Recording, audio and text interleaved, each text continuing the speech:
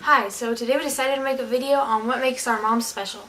Moms do a lot of things that we don't really take notice. We take for granted our moms and the sacrifices they make, which we really are like, oh, it's not really a big deal, but it actually is a very big deal.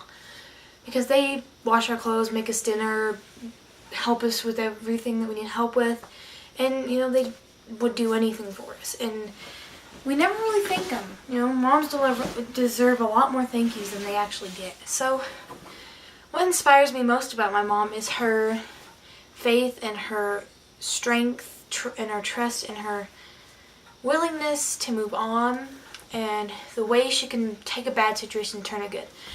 Because when I was about 3 years old, my mom was going to have a baby, and it was a boy. And she was really excited. She went and she set up the room, she got the crib all set up, she made sure it was just perfect so this little baby boy would have a really happy place to live in and a really, great room, I keep saying, sorry. So when she went to get an ultrasound, it turned out that my brother had a heart disease, which made it so the left side of his heart didn't grow.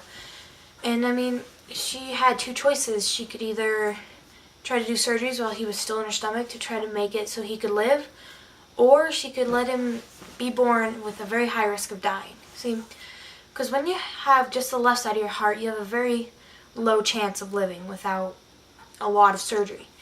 You can live better with the right side of your heart. You can live longer you can live long enough that you can get a heart transplant, but with just the left side, it's probably very rare that anybody ever lives from that. So it was a really hard decision for her to make, because mother's love is really, really strong. It's one of the strongest in the world. Like, no matter who you are, where you are, your mother loves you more than anybody. And in the end, through much thought and a lot of praying and, just thinking about it a lot, she decided that she should let him be born and, let him pass away, because if she did do the surgery, he would probably have a lot of heart problems, have to be in and out of the hospital, have a lot of surgery, do a lot of heart, be hooked up to machines all the time, have a lot of heart problems. And she just did not want that for the life of her son. So it was quite a few months before he was going to be born. And she came home and she put all the stuff away, started packing it up, because she knew she probably wasn't going to bring the baby home. So the day he was born, they told us he would live for about an hour before he died, but he ended up living for 5 days, and it's a miracle. I can just know that my mom knew what she had done was right, I keep saying, sorry. So on the night of the 4th day, he was really scared and crying and freaking out, because he knew that something was wrong with him, and she was holding him in her arms, and he ended up dying that night while she was holding him in her arms. And that's got to be pretty powerful. Really heartbreaking. It breaks my heart now, but when I was 3, I didn't understand what was going on, because I'm 3. So I went in there and I went in my parents' room, and he wasn't there, and I just did not know what was going on. And my mom explained it to me in a way where I could understand it, and back then I didn't really know how much of a heartbreak it was for her, how hard it was for her to deal with that. And then when on the day of the funeral, she was trying to be very, very strong for us kids, because she didn't want it to seem like as the adult she was breaking down. Because that would worry us even more, and it would make us even more sad.